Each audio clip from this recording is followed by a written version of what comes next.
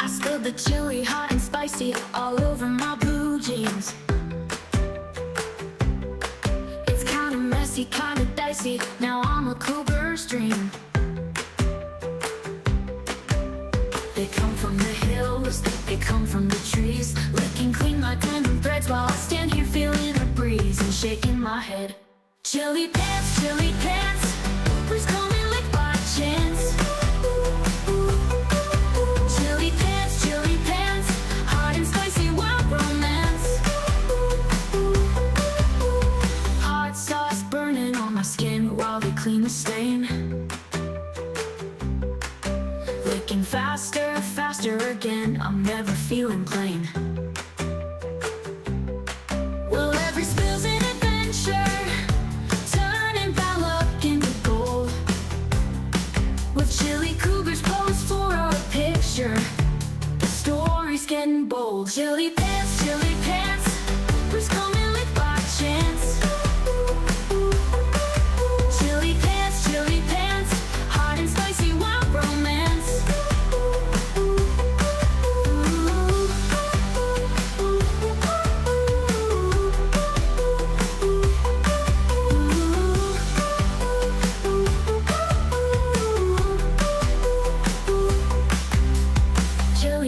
Chili pants, cougars come and lick by chance. Chili pants, hot and spicy wild romance.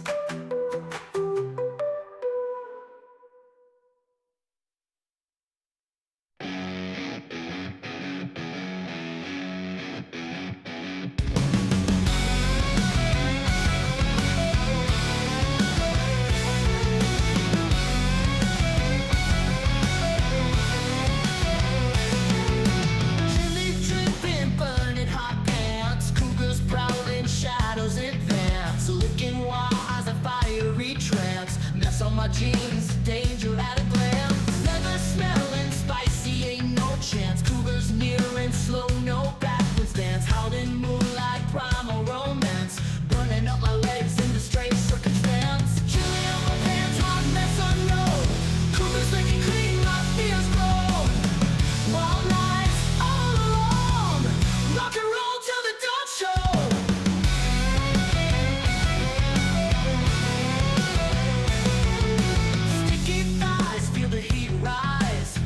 Circling hungry eyes, sweating chilly, no disguise. Wild creatures dream, no compromise. Cougars howl, moon's bright light, chilly sizzle in the night. Pants a battlefield, no fight. Licking love, guess it's alright. Chili on my pants, hot mess unknown. Cougars licking clean, my fears grown. All night, all alone. Rock and roll till the dawn show.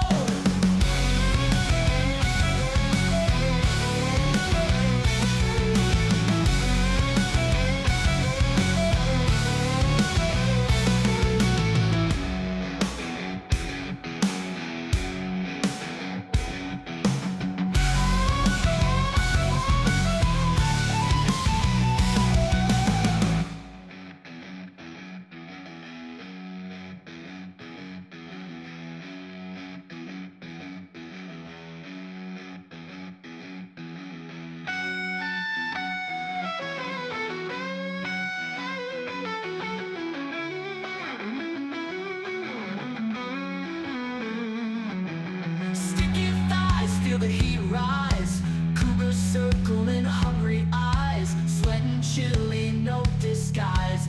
Wild creatures dream, no compromise. Chili on my pants, hot mess unknown. Cougars licking clean, my fears grown. All night, all alone. Rock and roll till the dawn show.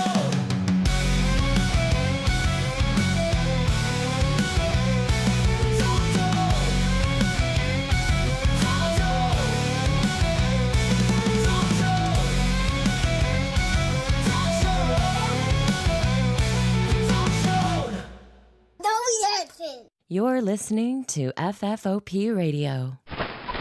Reach the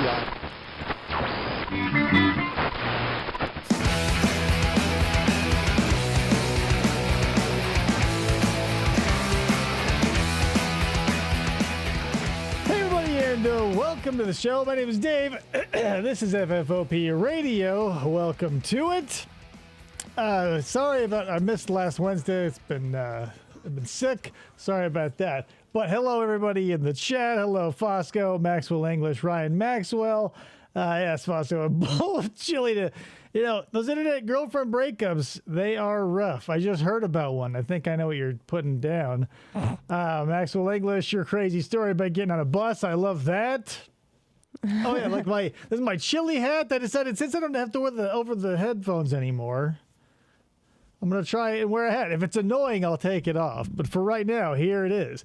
Anyway, welcome to the show. Now, usually on Fridays, obviously, we do a little bit of true crime.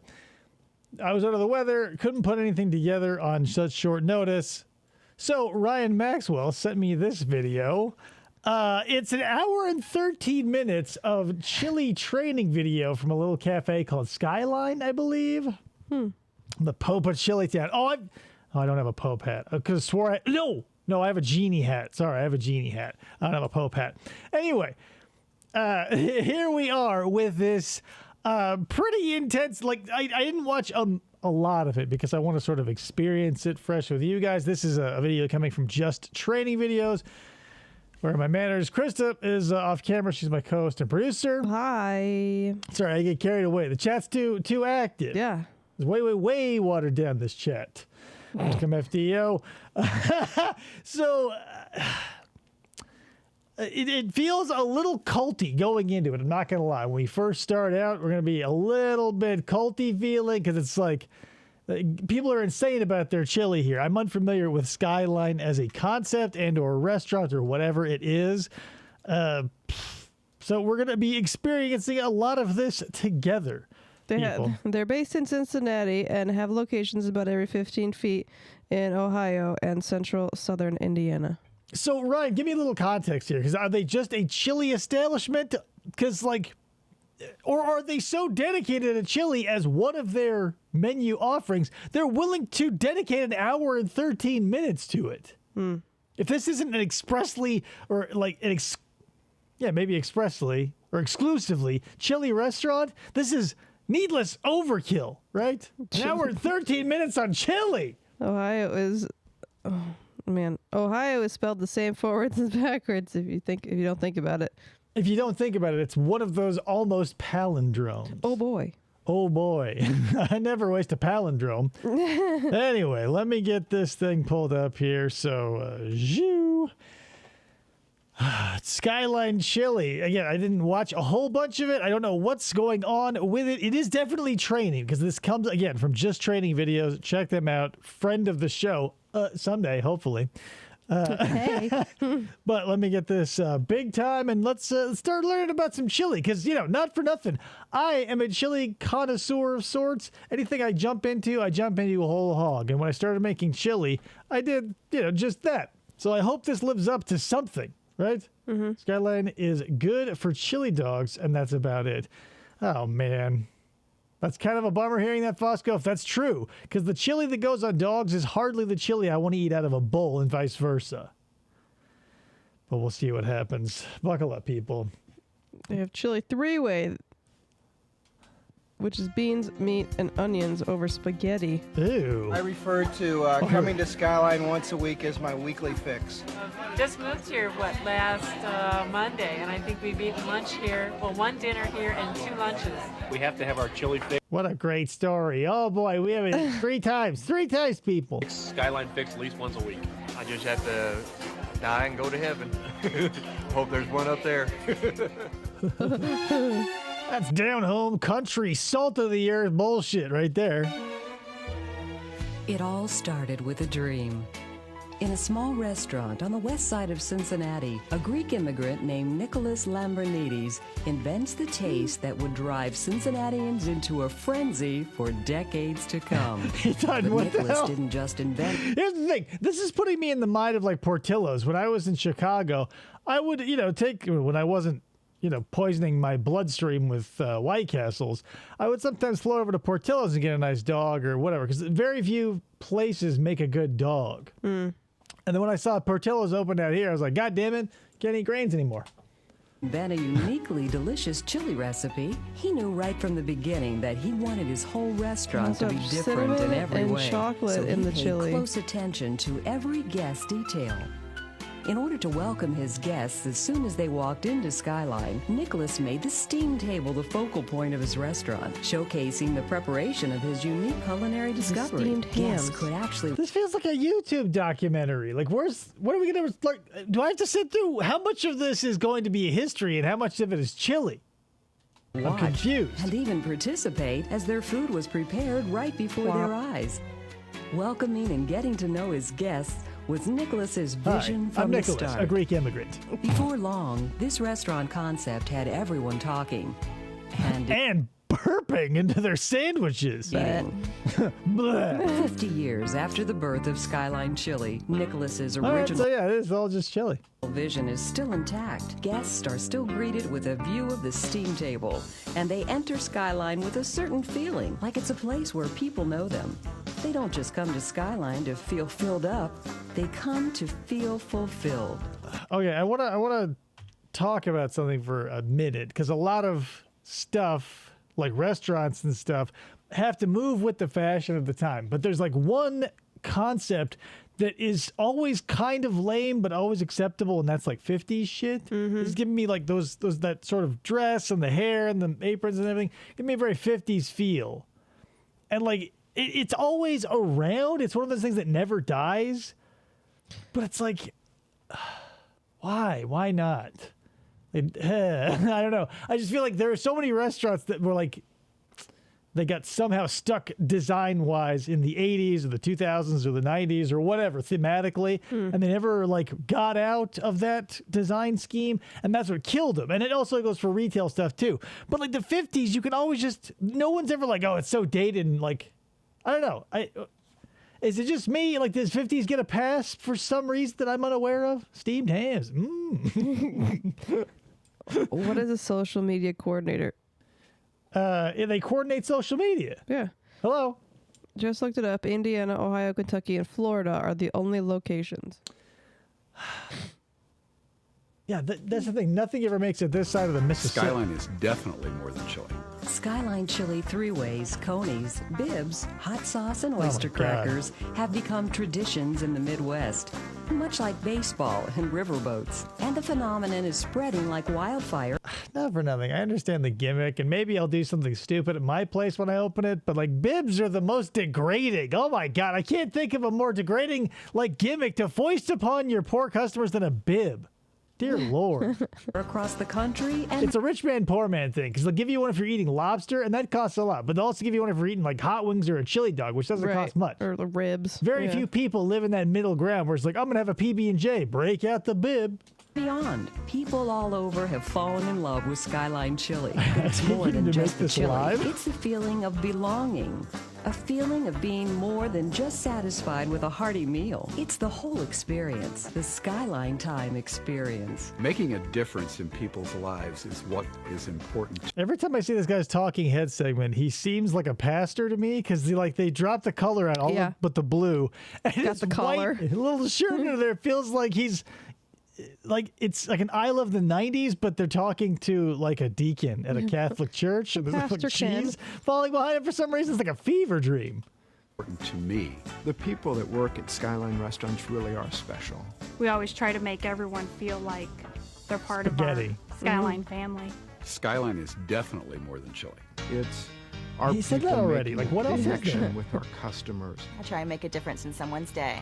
You got to make sure your By giving them customers feel chili. like they belong there. And hopefully, after their meal with us, they'll have a really nice feeling. If you make them feel good, they're going to keep coming back for you. We know Don't get me wrong. I like what's going on here, right? This feels very up my alley because it's like sort of zany and 90s and shit. But a few like design critiques, I don't know why the people are desaturated and the background is popping.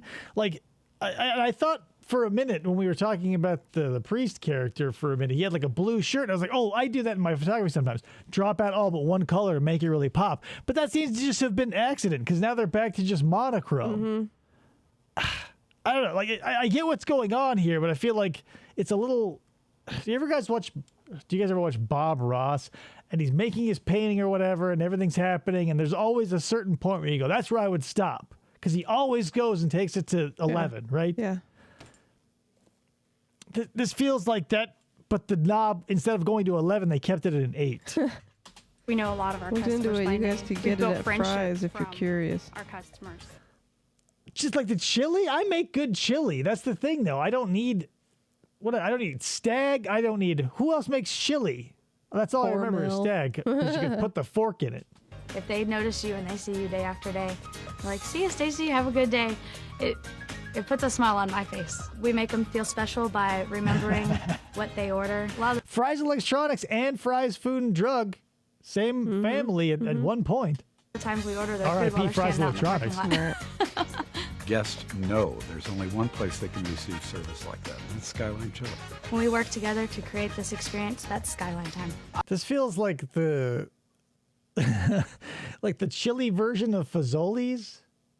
A little bit. Like, it's one of those things you don't expect to see in fast food, and they go, hey, guess what? Spaghetti fast food with breadsticks and shit. Like, that's what this sort of feels like. But I know probably back east, everybody's like, it's just normal. But this feels like chili, and number one on fast food chili, because, like, whatever. But then chili on spaghetti? What are you guys doing back there? I very much feel like I belong here when I come here for lunch and know everybody and say hi. Hey, look, it's the horse kick head dad's stepson. They put his bib on for him. I like coming in for the chili. Hi to everybody when we come in. I love that kid behind him watching the So camera what the whole can time. you do to make Skyline Chili I special don't for your understand guests? training You videos want to being be genuine. commercials. You just So want to weird. be you. Go out I know, right? Like, what? Like, you've already hired this person. What are we teaching them? This is labeled training. Ryan. Verify? there and have a good time and let your customers know that you enjoy working here and you enjoy them coming in to your restaurant. Because Thanks after for all, this is paying your us Skyline money. too. Just make them feel welcome, like they could be part of the family. We remember them, we remember where they work, what they order. We stalk our customers. We can pretty much go in and say the usual, and it'll be there on the table. That really makes a difference. It makes them feel He like puts his usual they're on his somebody. Facebook page Yeah, so everybody like they knows. belong. People love to have their bibs tied on. Tie their bib on for them. That makes them happy. This What? is ridiculous. Like, this is. Am I living on, like, opposite day? Because this feels like the most crazy thing. Like, they're having people tie their bibs on them. I thought it was weird enough. Yesterday, I didn't have a bib tied on me, but I got like helped into a car from a valet. I always thought they just opened the door. He like held my arm and helped me hoist my ass up on into Yeah, a lifted Jeep. Throw one hand on one of your butt cheeks and just whoop.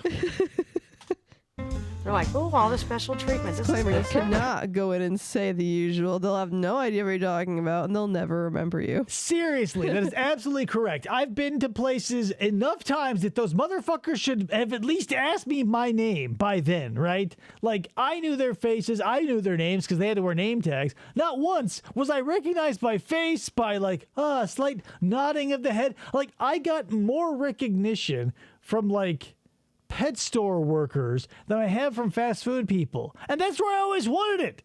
I wanted to walk into that Carl's Jr. I went into every week, see that same sourpuss-faced girl behind the register, and have her go like, oh, this guy. The only time I ever had somebody remember me, aside from a bartender, was there was one Starbucks that my boyfriend and I in college would go to.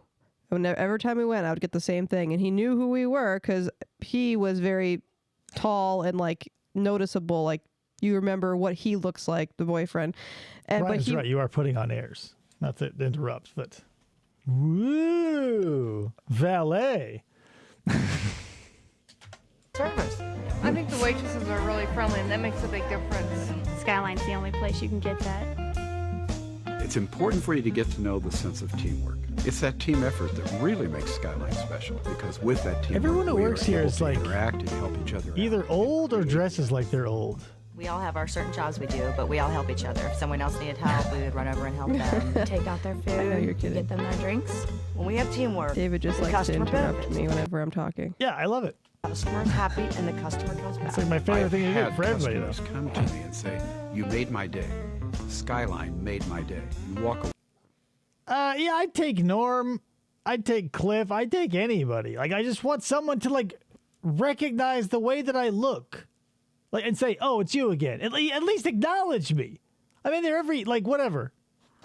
When I worked in customer service, I would go, "Hey, I remember you," and they would go, "Nice. That's a connection on a personal level." They wouldn't say that, obviously. It was more intuitive feeling.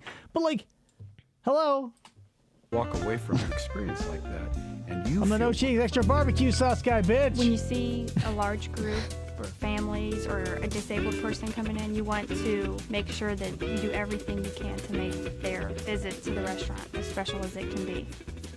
one type of guest in particular. It does feel like an unwrapped food show. You put your, like, yeah, you nailed it. I kept looking at this guy specifically and be like, who should this be? And it should be like, what did Mark Summers from Double Dare host? He had a Food Network. Was that Unwrapped? Am I thinking of the right thing? This should be Mark Summers, but it's more like a Becker and a priest that is in the same character. You guys remember Becker with Ted Danson? Particular that needs your ultimate service. A first-time customer. You can always spot a first-time customer. Damn it. Oh, wait, it was. So, yeah, I'm good. The menu. If it is a customer's first Ryan time, went to a you Cracker should offer Barrel them today a sample, without being on a trip. A small sample of it. So weird. Like, do you like rent a hotel room in the town that you live in, Ryan? Three-way, because it is very different from what most people are used to expecting. When you have a first-time guest at Skyline, you always let your manager know.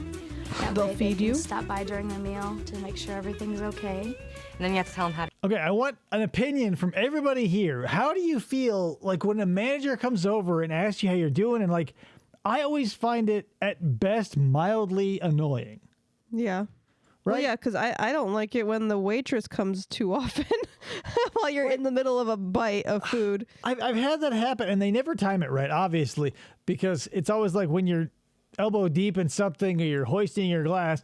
But like, I don't understand why the manager has to come out. Like, I've never felt the need, and when it comes, and because we always like, they have to ask at least 3 questions. They go, "Hey, how's everybody doing tonight?" "Great." "Is there anything I can help you with?" "No." "Is there anything you need right now?" "No." So there's always like a 3-part interview, and I just want to like, because you have to like disengage typically in a conversation you're having with another person to be like, huh? So you slam the brakes onto that one to make this awkward gear shift into first and second gear. And he goes, "All right, you have a good night." And then you have to like try and hit the ground running again with your friend or whoever you're with. Yeah. Is that like annoying to everybody? Like, look, can we just stop doing that? Ryan's not a fan. FDO says, yes, my meal was good. It was better before you interrupted me. Right. Like if you're a sharp waiter or waitress and you see that my iced tea is run dry and you're able to slip in there, because that's the thing. Anything can be done expertly. You just have to like give a shit.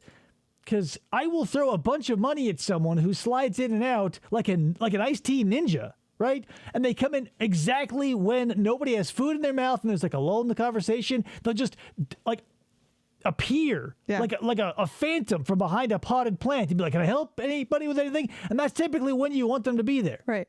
But 9.75 times out of 10, like, you're going to either have like your cheeks stuffed full of steak like a carnivorous chipmunk, or you're going to be like in a very deep and thoughtful conversation with someone, or like, hello. Ice Tea Ninja was Ryan's nickname in high school. It's a good nickname. What if they mix up the sweet and unsweetened tea? Well, here's the thing, Fosco. Obviously, you can let that slide like 2 or 3 times, but eventually you got to let the trolls win. And you say, "You're fired. Get out." And then when he calls back, you know, obviously I'm mixing metaphors here. If he calls back to get not trespassed off the property, you still tell him no, and you wish him luck on the old Comedy Central thing. Tell them how to eat it. Most of the time they try to twirl the spaghetti up and then they get it all over. So then you show them that you cut into it like you would like a piece of pie. Don't forget the 2-bite follow-up. It's to check on your customer, make sure. Oh my God! So like, what the manager has to check in with new people after everybody takes their second bite. You have to like. This is again. I bring this up a lot because it's one of my favorite shows. But the Mr. Show sketch where Marilyn Mozzarella's Pizzarella Pie Parlor, like it started to slip into that bullshit because it's like, you know, be nice, serve the first slice, right? And it's like the first slice to the third person clockwise, but if like you're facing a northerly direction, like there's all kinds of crazy bullshit. And I just want like, I don't want you to serve me the first slice. I don't want you to pop the top of my Pepsi. I don't want you to stick your finger in my drink and swirl it around and rub it under your... I don't want any interaction with you after the food's delivered, right? Right. Your job is to bring me the food. I'll eat it. I don't like, unless the gimmick is like you want to go to a place and be insulted or see some sort of like Ed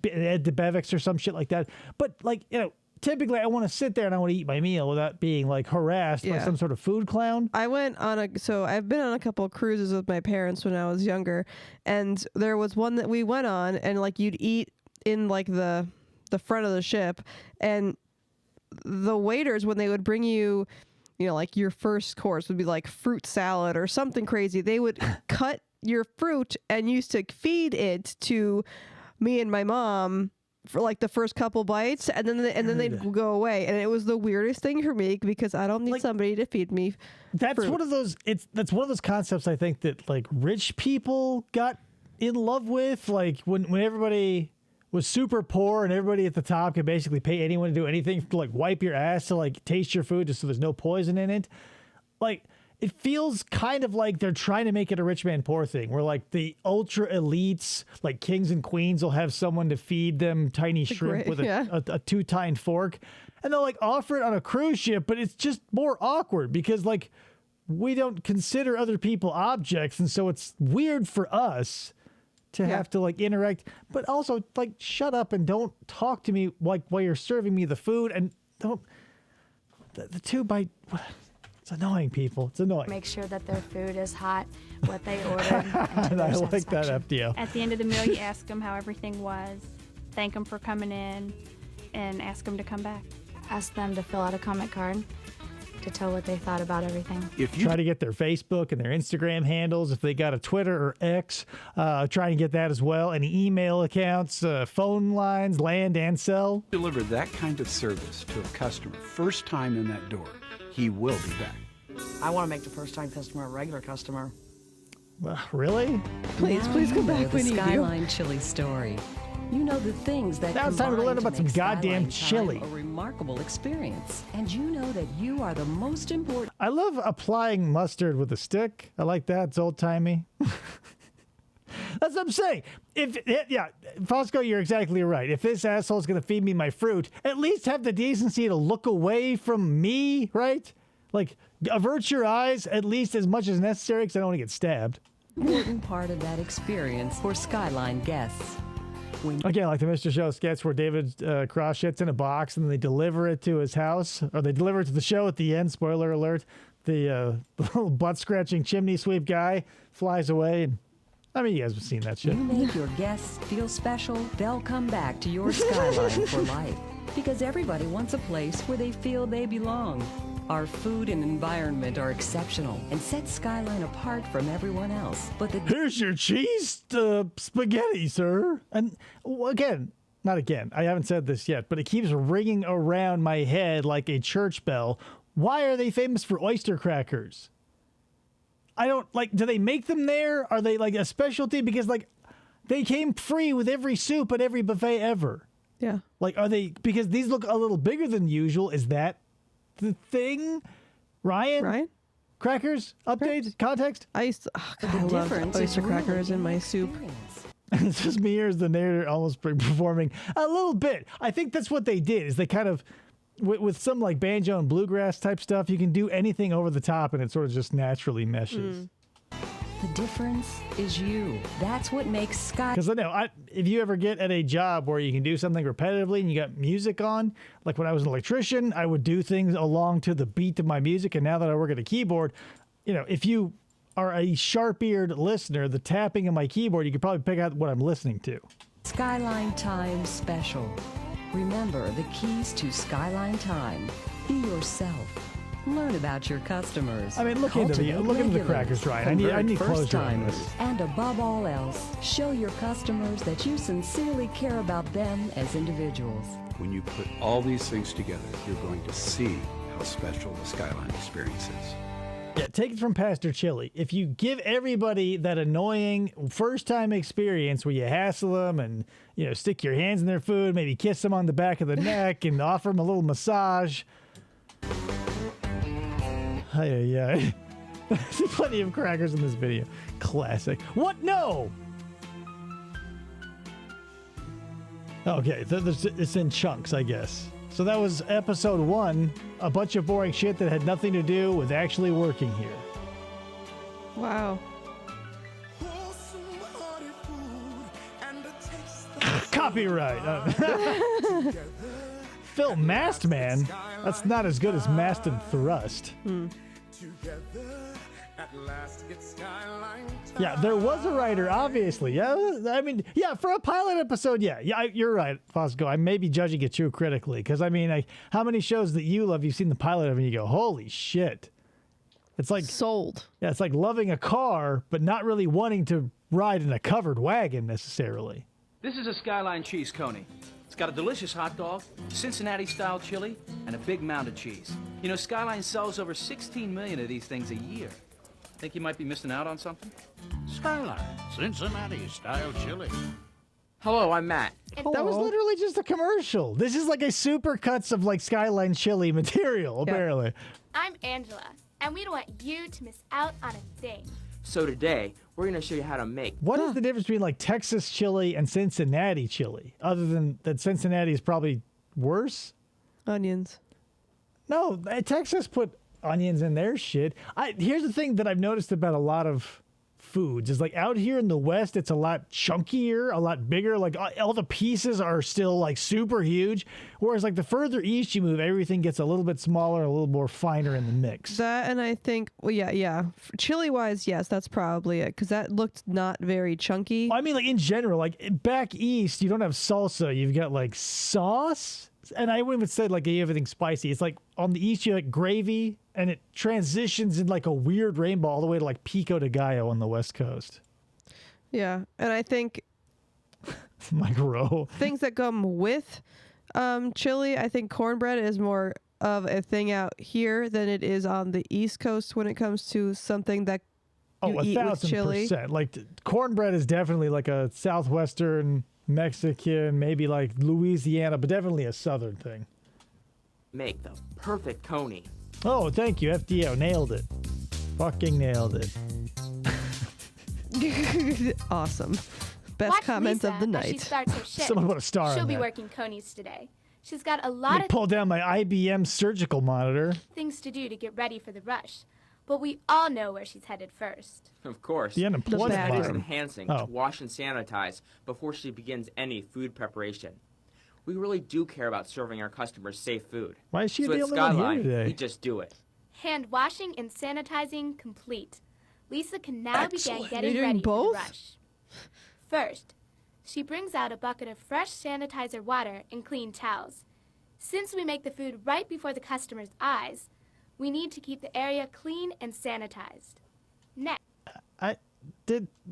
This happens so much. Like, it feels like untrademarked words are too good for some people. Like we just saw it there, clean, KLEEN. Mm-hmm. Like, are you doing that to set yourself apart? Because like clean is not copywritten. It, like milk, like got milk. Like everybody ripped off got milk. Is it because you want to be like, I don't get, because like, you know, not for whatever, I've been in the service industry before, all those products, all the words that, you know, you see every day are spelled horrendously wrong. And is it just like to make the janitor chuckle, or is it to confound the janitor? Like when I was the janitor, I was like, confound it. That's what I'm saying. Next, she stocks clean dishes on both sides of the table. Clean, cool, and makes sure caring. carry honey boxes The are three within arm's Ks reach. of chili. This way, when it gets busy, two people can easily make conies, one on each side of the table. Then Lisa Hell double yeah. checks that all food is ready and in its proper place on the table. Grilled wieners, steamed buns, chili, cheese, mustard, and onions should be stocked and ready for making conies. You know, whatever. I'll take or leave your opinion on onions, but ketchup on a hot dog seems to be a very divisive, like pineapple on pizza. Like if you're 5 and under, ketchup seems to be okay on a hot dog. I put ketchup on a hot dog. I don't am like hot against dogs though, so if I'm gonna eat a hot dog, I'm gonna put what I like to have on it. Ay. You need to eat it like a big full-grown adult with mustard. Never. Oh, I'll put both on it. I'll eat it with both. I'll do that. I don't know. Maybe ketchup gets a lot of shit, but I feel like it's like the beer versus wine versus this versus that. I don't want to give ketchup people shade for putting it on a hot dog because I will, people who don't want pineapple on pizza, I have to understand that they exist, those poor backwards troglodytes. FDL likes chili, ketchup, and mustard together. That's the thing. I'm asking because I personally am not a ketchup fan on a hot dog because it's like a little too sugary for me. But, apparently, the masses have spoken, and it's like obviously a popular thing. Because like, why wouldn't it be, obviously? But it always just reads as like there's very few foods out there that pop culturally have like a growth, like a Pokemon evolutionary stage. Whereas like it's always come across to me as like kids eat ketchup on hot dogs, adults eat mustard. So it's like at some point, your parents turn around and they go, oh my God, my son is evolving, or my daughter, and they go boo boo boo boo boo, and they're just like a little bit taller, and now they eat mustard. Be certain that proper utensils are ready for each product. Oh yeah, you gotta have the chunks. Dear God, if it's a smooth chili, take it back. Oh Jesus Christ, there are so many chilies, and there are so many horrifying ones. Like the chili that's essentially just a gravy, horrible. The huge chunky chili where the liquid is essentially just water, horrifying. Where's your thickening agent? It's right there in the middle. You get the big chunks and the fairly thick and meaty broth, whether you're going to thicken it with fat of any kind or some sort of leavening agent, not a leavening agent, but like some sort of cornmeal or food starch of some sort. And why is it when I'm ever in the mood, like, lightning, of opportunity strikes where I in my head, I go, man, I go for a chili dog. And you just casually look over at the diner you're at and like special today, chili dog. Seems like every time I go, oh, the universe is telling me to get a chili dog. It never is telling me that. Because typically it'll have that barf gravy chili and I go, fuck. And I get the soggy ass bun that's just like saturated in puke. And there's nothing really to enjoy because they've all been homogenized into like molecules. Or it's like 4 pieces of like fist-sized hamburger, a couple of tomatoes, and like red-colored water, and then my hot dog is fucking floating in. FDO says the real good stuff is mustard with siracha and sriracha with it. Yeah. Oh, I can get behind that. Fosco says, I never understood the gatekeeping on what sauce you cover your wiener-shaped hog anus in. Personally, I think barbecue sauce is the only acceptable answer.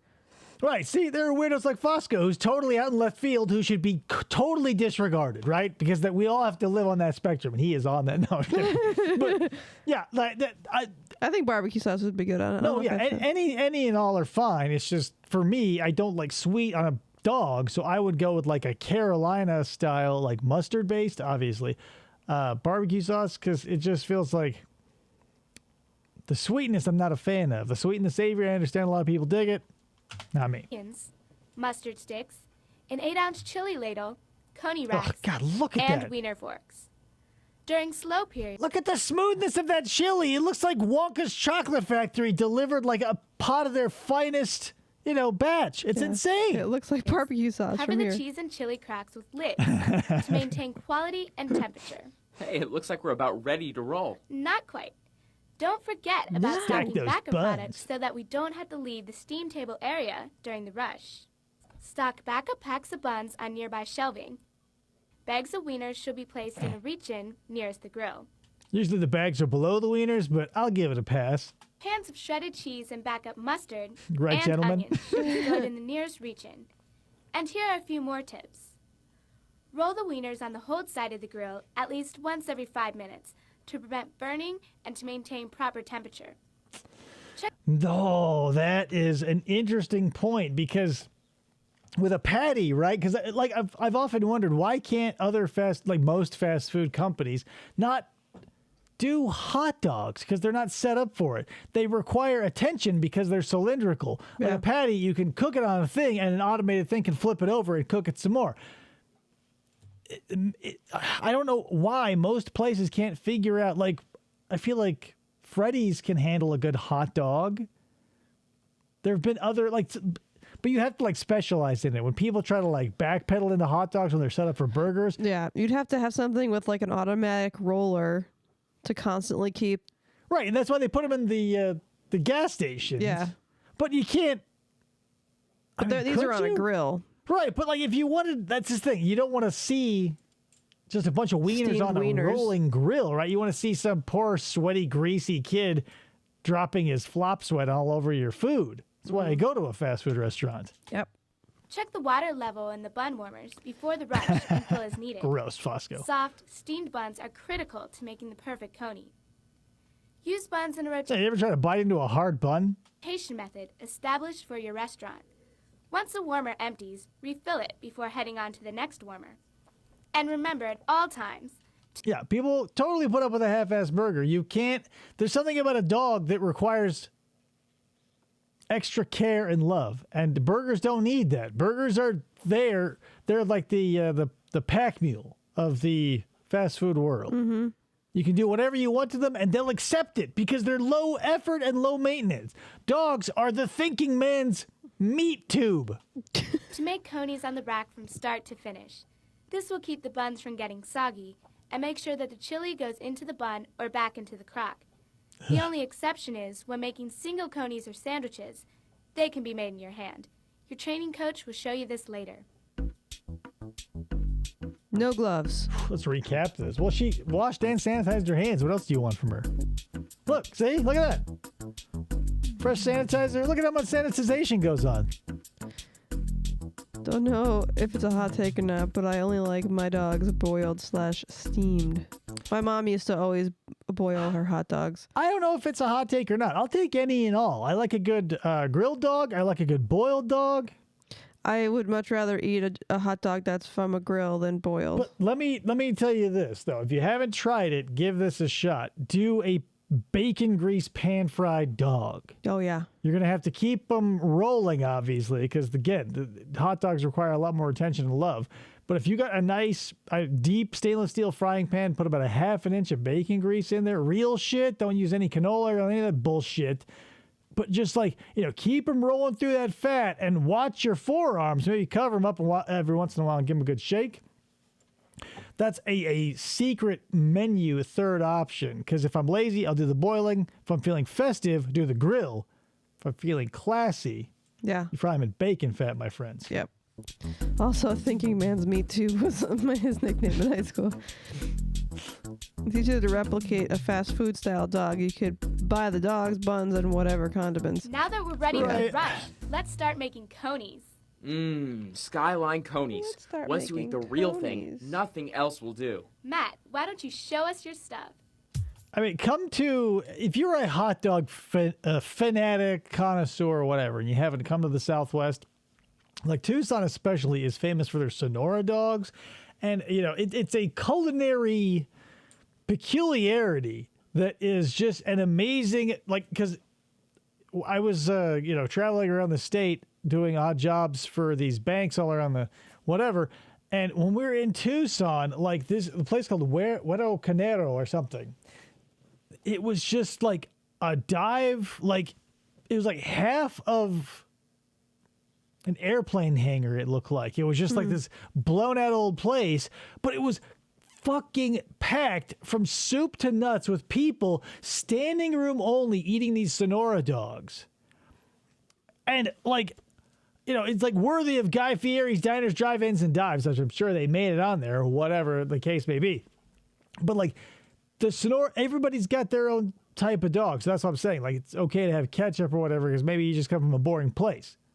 But most, places who make their name in dogs pile that shit either high, or you have to have something extremely specific and for your locale. You know what I mean? Right. First, I'm going to show you 2 regular conies. An important tip for whenever you're making conies: always start by pulling plates. You don't want to end up with a bunch of good-looking conies and have to fumble for a plate. Good point. After pulling plates, take 2 soft buns out of the warmer. Place Then one yank on the your rack, wiener out. and holding the other, stab 2 wieners at a time, sideways with the fork. Now here's the signature move. Make a canoe. That's right, a canoe, with the bun. Hold the bun as shown. Then insert both your thumbs slightly into the center. Gently pull it open till it forms a canoe shape. Doesn't this feel like the thing you do naturally? Like, have you ever eaten a hot dog, ladies and gentlemen Yeah. of the typing square? Again, Fosco, you and Krista can take that shit out back and get beaten with her hose by a union rep. They washed and sanitized their hands already. I don't care. Then they touched everything else. They should wear gloves. Then their gloves would be touching the same things their hands would be touching. They should put their gloves on before they open that goddamn thing to get the buns out. That way, they have their gloves on to make the food and take the gloves off when they're done. Everything is cooked. It's not like we're eating raw chicken from a freshly slaughtered animal. Both of you can calm down. But back to how you open a bun. It's a natural thing. I'm so angry I can't get back to talking about buns. This means that the bun is open wider in Awesome graphic. the middle, but still joined at both ends. A good canoe-shaped bun is the only way to get plenty of chili into the coney. Using your thumb, push the wiener firmly into the bottom of the bun.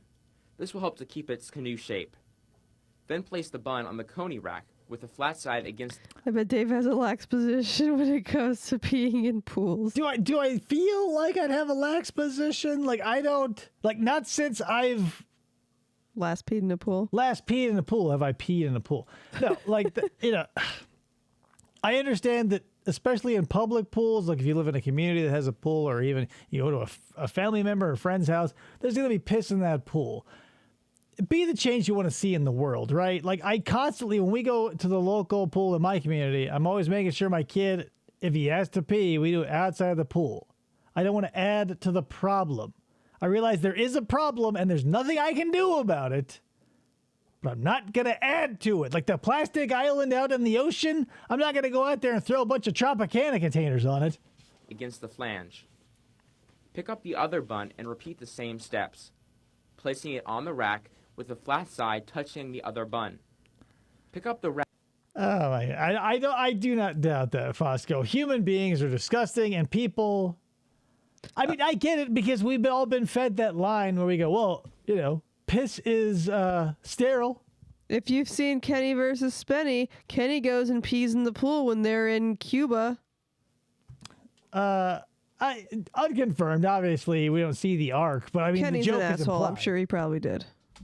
The rack with your hand positioned over the top and carry the rack over to the mustard and dab each wiener with a mustard stick, starting at the flange end and moving towards you. You're just too good, Matt. Look at how You're too good with those wieners.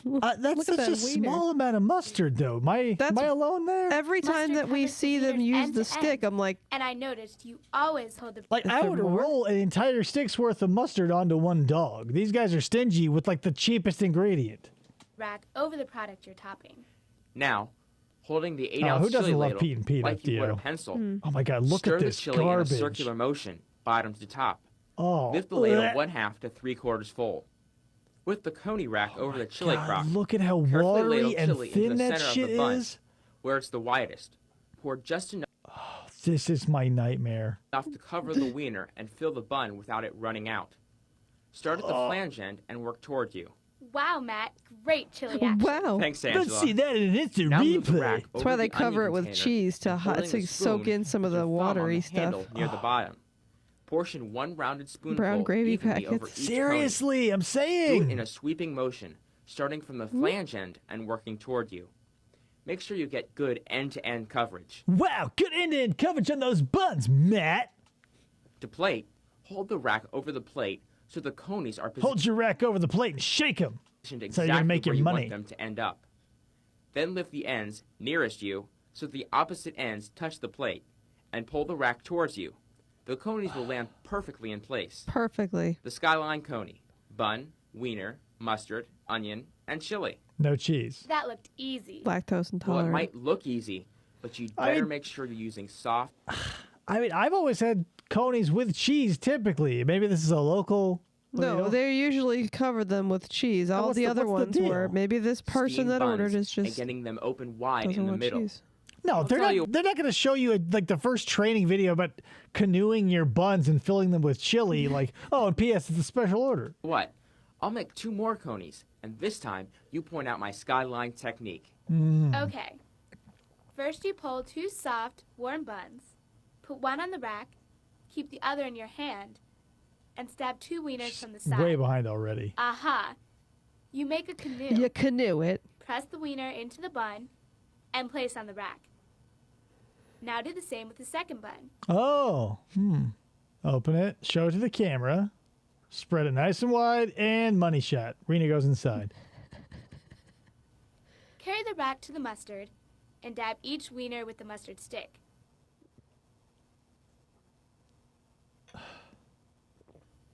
Stir the chili in a circular motion. Lift a partial ladle and holding the rack over the crock, pour into the middle of Spill the a whole bun. bunch of chili all over the fucking place. Matt, not such a good job this round.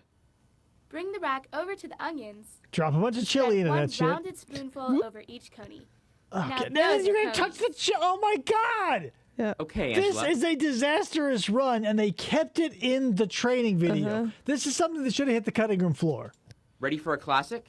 P.S. Are you guys... Add cheese. Like, would it have, like, broken your backs artistically to just replay the footage of the first two instead of having him just massacre the second one? Yep. But he's going to do a classic, which means he's going to add cheese. He, like, snorted a bunch of H right before the second take, and now he's just fucking this up from stem to stern. The cutting room floor with a K. I'm going to turn these conies into cheese conies. Oh, Conies yeah? with a K. How are you going to do that? The secret?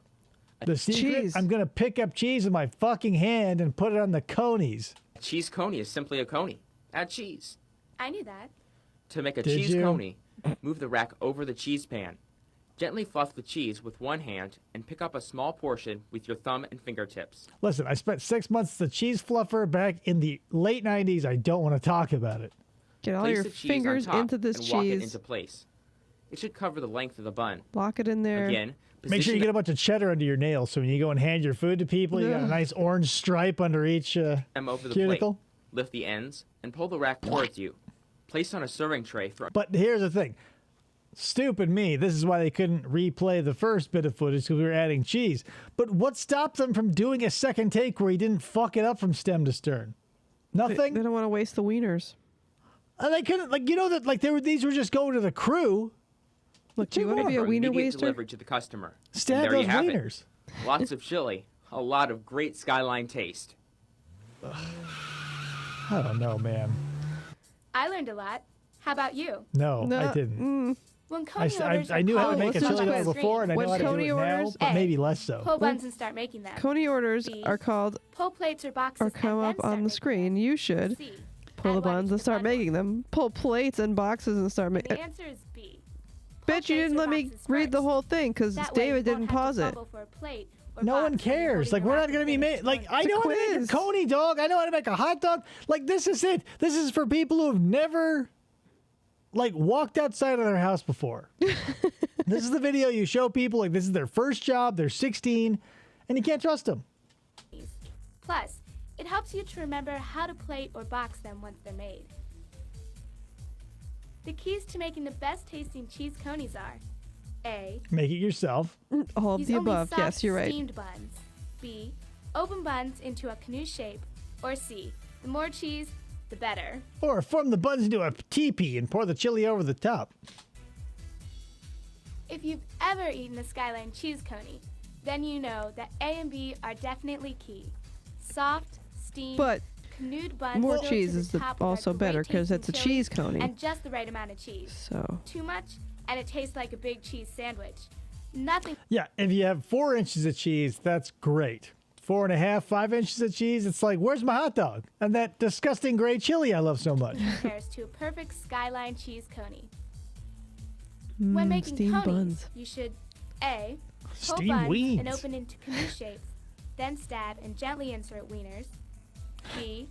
Pull buns, keeping one in hand, then stab wieners. kind of funny that Canoe they say wieners.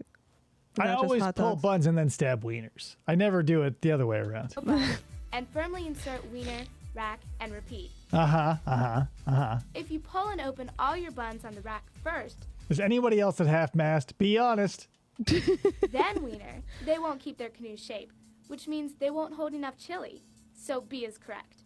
Canoe one bun and insert the wiener, rack, then repeat. It's faster and it tastes better. When adding mustard, chili, Oh, Rand's a onions, and three-quarter cheese to mast conies already. on the rack, Start by holding the rack over the product, then top. I'm surprised they spelled wieners From correctly. flange Yeah, they saw that episode of The Simpsons. We all did. We all did. We all did. That's Get why your wieners today. That's how we all know how to spell wieners today. Because not Ryan, because Ryan Maxwell. Because Martin told us. Flange end moving toward you. B. From the end nearest you and moving toward the flange. Go with A. Always top from Go the with flange A. end Go towards with you. it. We're making conies. Oh my God, there's so many pop Whoa, quiz look questions. at half, 3/4, and full. Chili and fill the 8-ounce ladle. I feel like this has been a very prophetic stream, right, guys? I say things and then it happens. And I swear, I've not watched this before. And would it surprise you that an hour in, we've only been through about 15 minutes? 1/2 to 3/4 full. B. Full if you're making a whole rack. Even 1/2 is too much. The answer is A. Too much chili in the ladle makes it really hard to pour into the canoe without spilling onto I'm at the half outside ladle. of the bun. 1/2 to 3/4 full works a lot better. Add mustard to the coney with the mustard stick by A. Dabbing each coney wiener end to end. B. Dragging the mustard stick on the wiener, covering end to end. I personally like B. A is the way. Oh, damn it. It's quicker and allows you to mustard 5 to 6 conies. Right, but here's the thing. When you have your access to your own wiener, you treat it like you want. I would definitely be my wiener instead of A my wiener. As you dab and rotate the stick. When it comes to my wiener, I prefer dragging over dabbing. Pouring chili into the buns, you should A. Pour into the center of the buns. B. Pour chili back and forth across the conies. A is the proper technique. When you pour into the center, filling the canoe, pour lift, pour lift. It's faster and neater because you have a wider target. I can't believe they were able to mine so many worthless questions out of 30 seconds of footage. Spoonful, dump, then spread. I like how stingy they are with mustard and onions, but then they pour a lagoon of chili gravy all over the place. I'm saying, right? The mustard should be the cheapest part. It's the already made, presumably, maybe they're doing something to the chili, though I doubt it. But it's just mustard seeds and vinegar, and they're like, whoop, it's worth its weight in fucking gold. Yeah. With your thumb and fingertips and walking it the length of the bun. I walk at the length of my wiener. Always handle cheese gently, walking it across the length of the bun. Stop. Drop and practice. Yo, stop the video and roll around on the floor with some wieners. I will not stop this video. We're going to keep going. But don't forget, there's more to Matt, come. Some people like their conies. Whoa! No mustard, no onion. What's the Skyline lingo for a coney without mustard or onions? Let me ask you this, guys. When you say that word aloud, that vegetable, it's not necessarily a vegetable. Maybe it is a vegetable. I thought it's not a tuber. Do you say, when you say it aloud, onion or onion? Onion. Tell me how you say it, because in my family it was definitely split. Those of us who knew how to read and could recognize there was no G in the word onion, and those backwards, cross-eyed chuds who would say onion. Like those people who say orangutan, you Philistines.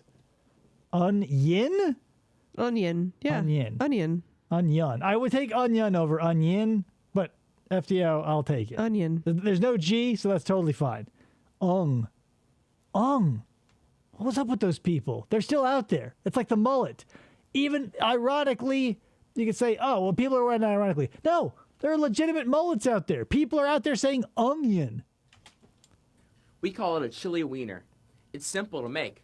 You just chill your wiener. How do you guys say water? I'll do two. After you How pull a many plate, D's are in water? Take 2 soft buns out of the warmer, placing one on the rack and keeping the other in hand. Keep stabbing those wieners. Stab 2 wieners, make a canoe, and push 1 wiener This into is the just bun. telling you how to make Place on the coney something rack. without onions. Ditto on the second and bun. This mustard. is a chili wiener. It's totally different. It's totally different. You just chili plate. 100% different. Listen, we're gonna have questions later. We've got to answer. Pay attention. This may look extremely similar and maybe identical, but it's completely different. Bring the rack straight to the chili, and holding it above the crock, lift the ladle, and pour chili into the canoe. You didn't say spin That's it in fucking They're ready for a circles, plate. Matt. The chili wiener. Same great taste, but without the mustard and onions. The end. Pop quiz, 17 questions. Like those pathetic people who live their lives like this. They go, I'll have, like, when you go to, I don't eat fast food anymore, but I always had a friend who, like, ordered, like, the already bland thing even blander. I had a friend in high school, tacos, no lettuce. Like, the only thing to make it sort of light and not disgusting when we go to Taco Bell, he said, no lettuce. So it's like these greasy little, bleh. And it's like, hamburgers, ketchup only. I mean, the burger is such a beautiful vehicle for so many flavors. And you're just going to deliver ketchup with it? What is he stirring? There's nothing to stir. So, Angela, can you guess how to make a chili wiener with cheese? Of course. Start Onions. with the chili wiener and add cheese. Just like a cheese coney, you gently fluff the cheese. Make sure your Then fingers place are a small really portion up in on that top, cheese. walking in All of its it. place. All of the cheese. Just The only way to do it is get your hand on every piece of cheese you can. get elbow deep. Poop. Let's The pop chili that wiener back in with there cheese. again. Simply a bun, wiener, chili, and Simply cheese. the best. Okay, here's a tricky one. Shrimp What if wiener. the customer wants a coney without the wiener? Well, we have just what Well, hey, guess what? Here's a bowl of chili. But yeah, you say get the fuck out of here. We only serve conies. they're craving. We call it the chili sandwich. And it has almost twice the chili to replace the wiener. So it's Show like us the sloppy chili Joe. sandwich, Angela. It is a sloppy Start- Joe. Right, or a loose meat sandwich. A sloppy Joe will be a different recipe. 'cause A the loose sloppy- meat sandwich. Yeah. Are I you have not familiar with never a loose meat sandwich? heard of a loose meat sandwich. Oh my god. We ate sloppy joes in our house. So, do you guys remember watching Roseanne as a kid? Yes. And they opened up that diner like it was the lunchbox? Guess what they sold almost exclusively? I didn't. It was only in like 40 episodes, but you might have missed one of those 40. They sold loose meat sandwiches. It's like a derivative of the burger, but instead of a patty, it's just loose meat, and it's like a sauceless sloppy Joe. Oh, okay. It's a thing. Probably in the middle north or Midwest. Obviously, I'm going to go with middle north. Wasn't a thing back east apparently with this one with 2 D's in water. Start by taking buns from the warmer. My wiener's getting and bring chilly one in over your here. hand to the mustard. Make a canoe shape and dab the bottom of the bun with the mustard stick. Plop. Add 1 rounded teaspoon of onions. And using the back of See? the spoon, She's doing it. press evenly into the bottom of the bun. Quit fucking putting your onion spoon into the condiments. Like, cross-contamination did exist before this video. Yeah, so did Place germs the on your back hands. While you follow They sanitized them after washing them! the same procedure with the second bun. Canoe, Oh, it was made right? No, oh, sorry, the base was. Sorry, yeah. Oh, yeah, okay. Oh, there you go. I knew Ryan had that Mustard. answer. and onions. She's one of these onion chuds. It sounds like she just constantly has like a stuffy nose. Add to the rack. No. Stir the chili and She bring has the rack onion on over the the mind. crock. Cross-contamination Lift is a part of the partial ladle signature of flavor. chili and carefully pour into the bun until the canoe is full, but not spilling over. If Oh, needed, Matt failed at that. gently pinch the ends of the bun to hold the chili in place. Look out, and carefully Pocahontas. flake. Your canoe is filling with chili. Ugh. Blech. Now, the only thing providing your meal with structure is gone. Enjoy a sloppy plate of diarrhea, you Philistine. But it is spilling over. The chili sandwich. That great chili taste without the wiener. What if they want a You know, chili sandwich some people with might cheese? just want to top it off with cheese. Yep, you're God topping damn the it. chili What if they wanted onions and chili and cheese? sandwich with cheese. And not mustard. Start by making a chili sandwich. Mustard, onions. Like, realistically, how much flavor are you getting from that tiny little bit of mustard? Here's what I want to try now, though, because all of this talk about chili dogs and mustard and this, that, and la, la, la, la, makes me go like, if a chili dog works with mustard on it, would a bowl of chili work with mustard on it or in it? Would hot dogs work with cut up hot dogs in chili? Yeah, obviously. That's a no-brainer. But do you need whatever the hot dog brings to the party to justify the mustard? Because, like, you know, a Carolina barbecue sauce will be like vinegar and mustard based. So would that ruin chili? I feel like some experiments need to be done weird science style. Bottom and ends. Bring a woman to life made out of chili. Have a shower with her. Besides tasting great, this also keeps the chili from soaking through the bun.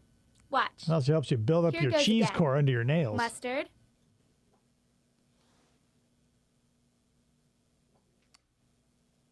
Onions.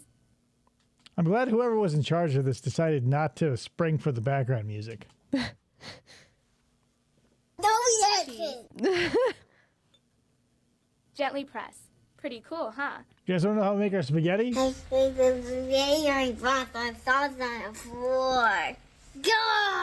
the buns on the rack and hold the rack above Ever the have a chili crack. wish sandwich? Stir it. Sometimes I You just know you've have a got that part by catsup. now. Catsup. Lift the partial ladle of chili and pour into the Mustard bun. on bread. It's a Again, wish fill as sandwich much as you because you can wish you without had some overflowing. meat to put on it. Pinch if needed.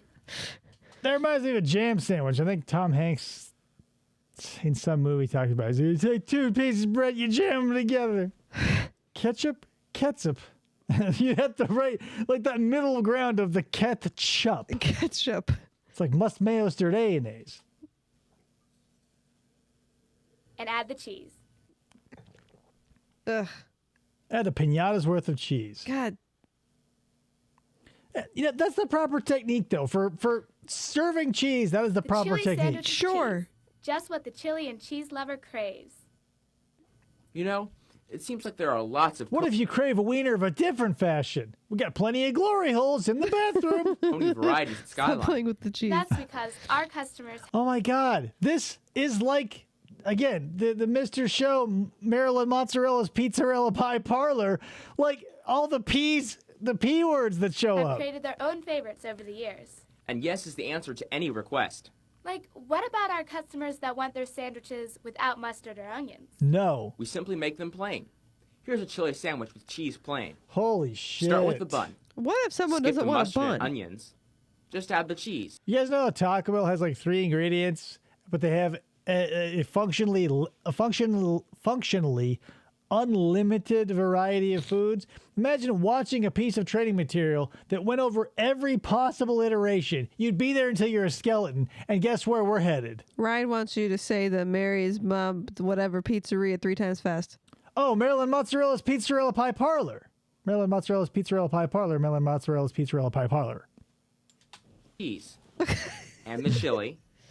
Pinch. They call the and hot top it dog a sandwich. I know some people have a strong stance on that. off with cheese. The chili sandwich with cheese plain.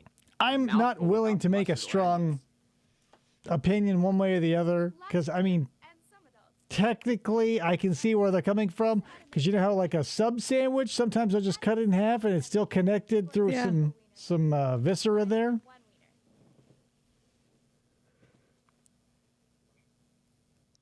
For a wiener bun, Squeeze it back and into the 2 pot. wieners. Yeah, any extra chili dogs that no one orders, you can wring them out like a old sponge over the chili pot. Get that chili right back in there. Wiener buns, a kid's favorite. Then again, some folks might want to dress that up with a little cheese. Rachel, call. Will we do that? Yes, absolutely. The wiener bun with cheese is the wiener bun topped off with a small portion of cheddar cheese. The wiener bun with cheese, just what my little brother likes. Sometimes customers want a little more Heavy or a onions. little less Mustard. of this or that. Onions? For them, Mustard. heavy or light will make it just right. Take us through the heavies, Matt. For heavy mustard, add 1.5 1.5 dabs. times the normal amount. So still an insignificant amount. Roll the mustard stick so it leaves a wide stripe along the length of the wiener. That is where I would start. That should be ground zero of mustard application. Right. For heavy onion, add 1.5 rounded spoonfuls of onion to the product. 1.5. Make sure you're really fucking digging into that chili and get all that chili nonsense into the onions. And for light, just use half the regular amount. Onion How light. do I know which size plate to put the conies on? Watch, I'll show you. We've only got one For size. 1 coney, use a single plate. For 2 conies, A double use plate. a round plate. Oh, For 3, use a regular weigh plate. it's way, way, way out of plate. What about the And big for one? 4, place on a large weigh plate. Remember, position, lift, and pull. They'll land perfectly in place. Lick There's every also a one to make method sure of they stay placing on the them a plate. tray. Nah. We place the conies on a tray so that a quick shake of the head by the server will alert them to which products have mustard and onion and which don't. Look at this tray. See the How many shakes of a head do you think you'll need to figure out which ones have mustard and which ones don't? Where's the owl? Like, there should be a chili dog semaphore flag person in the corner. cheese conies on the left? Shake your head in the direction that the buns That's a are good pointing. question, FDO. Left to right? They'd have to give you, you'd have to order them in multiples of 4, so you need at least 20 at a time? Yeah. These conies are saying either no mustard or no onion. Now, shake your head in the direction the buns of the other products are pointing. Up and down? Yes, these conies have mustard and onion. I mean, whatever happened to, like, fun old-timey, like, we've already, like, jumped into the old-timiness of the dress. Why not, I don't know, have a, it feels so, like baseball signal, like pitcher signal. Oh, yeah. I want it to be quaint and be like, this one has, jive diner talk, like when you watch Emperor's New Groove and they order their food. I can't pull any quotes right now, but I want that kind of zany shit coming from, you can't see head waving and signal flashing from out there. You want the whole experience to be for the customer, right? Conies are a great product for our customers on the go. For them, we package in coney boxes. Place 1 in a single coney box. 2 in and a double, 2 in right? a 2 coney box. Nice. They need to be positioned to run lengthwise with the tab. God help This you if they leaves don't. Extra room so the cheese doesn't hang out of the box. We box 3 and 4 conies using the same size container. 3 go front Whoa. to back, and 4 go side to side. This placement is important because it keeps our customers' food from rolling around in the box. But FDO's question goes unanswered. Maybe they don't, they don't sell 5. No. It's Up like you to can 4. have 4, and if you want more, get the fuck out, leave the restaurant, come back, pretend you're a new customer, and order one more. Yeah, if you want, you need to have it. 2 separate boxes and plates. 4 per customer, and you have to come back wearing a fake mustache for the 5th one. You got it. 5 or 6 conies. If you're boxing 5, pick up one of the conies and place at an angle as Well, now I feel foolish. shown. Or for 6, Now you have to manhandle each wiener, which I find less appealing. pick up and place 2 conies at an angle. Then slide the other 4 into the container. Okay. How about a refresher before you head to the steam Oh, table? boy. Finally, a refresher. Mr. A wiener and a bun. Snrub. Mr. Snrub would like the 6th dog. The answer is chili wiener. A bun, wiener. It's like when you guys saw when Paul Hogan as Crocodile Dundee came to Los Angeles and they drove through the Wendy's and they didn't understand how like drive-thrus worked, and so they're ordering food and they realized they could order whatever they want, but they thought they had to make up more people in the car. And they go, "Oh, my friend has come along. I think I'm gonna order." And so they had to keep making up these people, and they just ate like 9 value meals themselves. A chili wiener with cheese. Whew! If you got all those, consider yourself near genius. You're a coney If you head. didn't, don't worry. You're a wiener With a little face. practice, you'll be up to speed in no time. So now you've seen and hopefully tasted the perfect coney. When would we? Found only at Skyline. Soon you'll be making some of the 16 million we sell a year. But it'll take practice and pride. I mean, not for nothing. Red Lobster sells 1 million Cheddar Bay biscuits a day. So, I mean, rein it in there, Skyline. You ain't hot shit. You ain't hot chili. To get that great And, like, Skyline you're taste putting in 5 every bite things on a and plate. every coney. We haven't even gone over the spaghetti yet. I cannot believe that. We have been here for an hour and 15 minutes, and we've watched 28 minutes. This 14 minutes of training was just for the Coney dogs. The next one maybe will be the Coney 3 or whatever. Well, like, so I'll save my questions. So you want to learn how to work the steam table. I'm Angela. And I'm Matt. And today Schmangela. we're going to show you the many ways of Skyline chili. Skyline's a great place to work. The many ways of Skyline chili. In a bun by itself, in a bun over a dog, over spaghetti for some reason. Oyster crackers. They just keep throwing them on the table and they explode. No one's picked one up and eaten a single oyster cracker. Like, are they like poker chips? You just get to take one home at the end of the meal? Work, right, Angela? You have to work at Apple to be a genius. They have a trademark. Oh, God damn it. Hey, Angela. Then Savant. How about that? You know that Skyline sells over 8 million ways a year? Wow. It sounds like I thought it we was ought to get 16 started million a showing second you ago. The Skyline way. The way, Skyline. Here's Mary. She's just starting her shift. Hi. And she's just getting out of a messy divorce. Would you like to no. meet her? Where do you think she's headed? Well, I know something about Mary.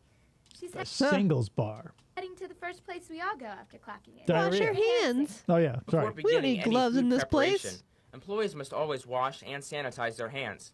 At Skyline, Look, we're they make really you scrub committed your to serving nails till you get all the customers cheese safe food. out. The bacteria. I don't want to hear any more about gloves. You see all the things they go through for you people? Be a little fucking appreciative. She's gonna scrub her hands with that sanitizer and put her hands back in the water again, and negates the fact that she just sanitized her nails. Listen, we're not worried about possible contaminants in the fresh water supply. Because after the rinsing, she's going to put the sanitizer on! Mary's not too thrilled to be filmed for this video. Why don't you guys understand the dynamics of washing a hand? And no, Mary does not want to be in this video. And germs on your hands can cause people to get sick. So wash and sanitize. Just do it.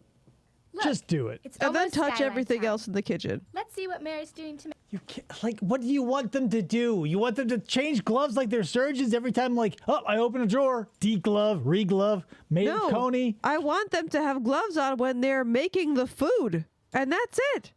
If you're making the food, keep the gloves on. Don't touch your face with the gloves on. Don't do all the stuff with the gloves on. It's not going to happen. It's not going to happen. They wash, they scrub, and they sanitize their hands. Stop asking for gloves. I hate gloves. I don't want them on these people. I want them to live free and die sanitized.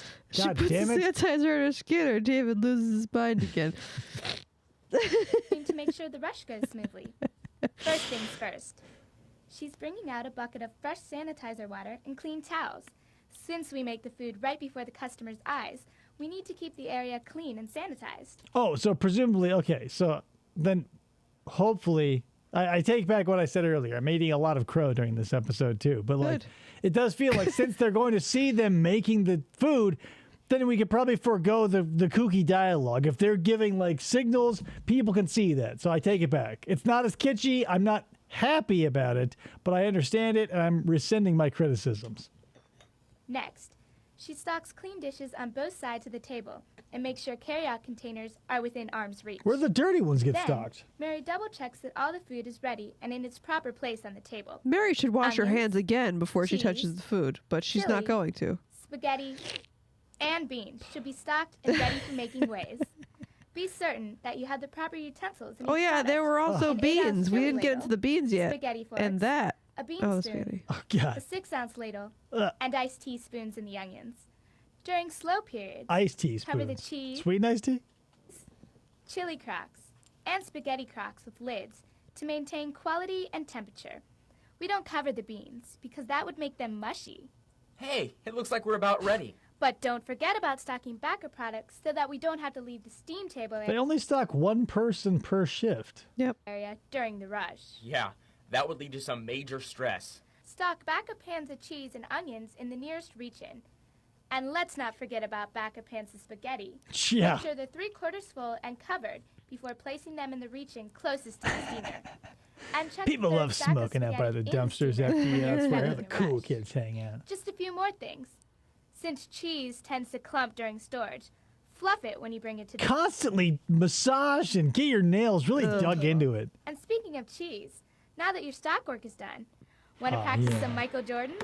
Practicing What? his technique and accuracy made Michael Jordan a legend. Practicing your technique and accuracy with cheese will make your product the Skyline legend that it is. We guarantee that here at Skyline, all cheese is handled at least 14 to 15 times by human, ungloved hands before it reaches your mouth. We give it that personal touch where you're going to be intaking and consuming the DNA of at least 14 different people at every Skyline. That's the Skyline chili promise. You're eating our customers. No, sorry, you're eating our employees. Divorce attorney, Miss Ladio, what was the cause of your divorce? The chili workers wearing gloves. Yeah, she just won't give it up. If it worked for Michael Jordan, it'll work for us. Practice makes perfect. And now for a recap. Holy shit, what did we learn? You need to bring sanitizer water, stock dishes, stock The carryout same stuff containers, as stock the steam corn table, place Coney utensils, dogs. cover product, place backup product, fluff cheese, and practice, practice, practice. Got it? Good. Got milk. Good. Yeah. Got chili. And now for our feature presentation. Oh boy. Oh man, A I love the Skyline chili chili guy. three-way has spaghetti, but it's not Italian. It has chili, but it's not from Texas. It has cheese, Yeah, because Cincinnati chili is really terrible. but it's not Swiss. It is, however, served from China. Skyline, Cincinnati style It's literally chili. nothing. So here's how we make it taste so good. Matt? For dine-in orders, pull a regular way plate and hold it firmly as shown. Pick up the spaghetti fork so Look it lies at it. across the fingers of your open hand. Use your fingers and Place get the your thumb on spaghetti out. handle near the prongs. That'll give you better control when Why you not portion use your the fingers with spaghetti. it? You want as few genitals in your spaghetti as possible. Using the fork, pull the hottest spaghetti from the underside No of the wieners product. in this spaghetti. Lift the spaghetti above the crock and position the plate under the spaghetti as shown. Notice, as I make my products, that I always keep my plate over the crock of the product that I'm portioning. Now, lower Is it the a fork to if the it center only of has the two plate. prongs? Yes, a fork is anything with 2 or more prongs. There's Then your answer. press firmly against the bottom of the plate and wiggle. Because like typically a shrimp or seafood fork will have 2. Yeah. Salad will have 3, 4 is for meat and above. But you know, most people have never come across a 2-tined fork because like, Why? yeah, we're all sort of committed to that 4. I do have a 2-tined fork, fairly neglected. As you pull the fork straight off the edge of the plate. Use the back of the fork to spread the spaghetti so that it's full and level to the rim of the plate. And to scrape off any spaghetti hanging over the edge. Get out of here. Hangers gotta go if you want it to look neat. If you find yourself a little short on the spag, add some additional strands On the to fill in the bare spag. spots. Now we're ready for some of that incredible Skyline Me chili. getting spag Hold balls, the right, guys? 6-ounce chili ladle down the handle like you hold a pencil. Not too far down or it gets real hot. Stir the product in a circular motion, bottom to top. Position the plate above the crock and lift a full ladle over the top of the plate. Dropping your wrist, ladle a chili down and away from you over the spaghetti. The faster you drop, This is like the type of stuff I remember watching as a child, like, and I felt insulted by it then too. Like when they were teaching us to tie our shoes, like that far back, where it was like done so stupid and slow. Like you would have to be, I don't know, maybe I felt unnecessarily insulted because maybe this was a huge, eye opener for my classmates. But shit like this always just reads as like, I mean, how do you make it to this point in your life where you don't know how to work a ladle yet? I feel like if you're of working age, you know what a ladle is, and not only that, how to work it effectively. Yeah. the further it spreads. If any chili remains in the ladle, use it to touch up the bare spaghetti spots. Right, I was binging with We call Babbage. that Me getting the drop spag wrist balls. method. Huge problem. Well, we pros call it slinging chili. When finished, the chili should cover all spaghetti noodles except a thin edge at the rim. You wouldn't even know it Now, was spaghetti. place the plate up against the cheese pan and gently fluff the cheese. Using This is one of those 14 times, everybody. So, count your lucky stars. They're getting their finger time in. both hands, pick up an oval mound of cheese. And don't squeeze the cheese. Now for the finale. Carefully place the cheese oval on the product so it forms a dome. Slinging chili in while my leaving part. a thin edge of spaghetti and Oh, chili showing. jeez. Place the product directly onto a serving tray for immediate delivery to the guest. Touch all their spaghetti as I much can as see it has 3 possible. layers. Lick your fingers. Well, after all, Here you go. it is a three-way. Remember the keys to making a perfect 3-way. This training video is the most sexually aggressive I've ever experienced. Right, guys? I mean, even before the mention of all this three-way bullshit. All the wieners. I mean, Ryan was a 3/4 mast at one point. Yeah. Use the hottest spaghetti. Spread the spaghetti to rim level and edge to edge. Right? Hot spaghetti, rim level. Always stir the chili. Use a Outstanding, full man. ladle down to the last drop. I can't squeeze top it with Charmin. a Now I dome can't of squeeze fluffed cheese. cheddar cheese. Don't squeeze anything, Three FTO. distinct Keep your layers hands to of yourself. Great taste. What about our customers with smaller appetites? How about Don't a squeeze small them three-way? either. Yeah, same great taste, less filling. The small three-way is made the same as the regular way. The key difference is that we use Is this half your as first much. three-way, little slugger? Now, as Angela makes a small three-way, see if you can point out what makes her technique so great. Okay, Angela. She puts take it less on away. a smaller plate. Right. Yeah, you look at the great fork position. Oh, the lift and the lower. Lower. Wiggle and pull, Schmangela. Make sure you show the camera. This is the driest ass spaghetti I've ever Seriously. seen. Take that. Nice. All the danglers that weren't there before are now gone again. Stir in the chili action. Half a ladle. Oh, and the chili's on the Getty. Sorry, the spag. Chili's on the spag. Touch up. Spag wrist action. Great coverage. This is so pathetic. Put it on the bigger plate that you'd give to a person who would eat the whole thing. If you're going to do stuff like this, make it, whatever. Maybe pop-up video didn't exist. Maybe I'm the only one old enough to remember VH1's pop-up video. Pop-up video. And how fun it was to watch a music video and hear the music, but also get little facts and sniglets about that shit. This is like just like whatever stock was available in 1996 on like their Commodore Amiga. They go, love it. Yeah, everybody loves pop-up video. If you've seen it, you love it. This is bullshit, though. We got John Madden. Yeah, wrong one. Small oval. Plop. Let's just throw that back in there again. Every Italian loves a nice yellow cheddar on their spaghetti. When they top it with chili, that is. And then it drives away to a small three-way And customer. away it goes. So, how did you do? Recap? Well, that small three-way certainly wouldn't be enough for you. You bet, Angela. Let's choke this guy I out. always eat large. That was just a regular wiener on a plate? Your style. Really, Matt, it's not a lot different. Just a bigger portion on a bigger plate. Watch. I'll show you the difference. Oh my God, I seriously? use a large whey plate and spread What the spaghetti fuck? slightly We above just the saw rim. this 3 times! Take a closer Look, it's the look. three-way. You gotta Then, see it all three Top ways. it with an 8-ounce ladle of chili. Nick I at go night for used to full do that coverage with a exact drop concept with wristband. Brady Bunch reruns and call it was called What Was Carol Brady Thinking? They would run full episodes and have a cartoon Mrs. Brady pop up and riff on the episode.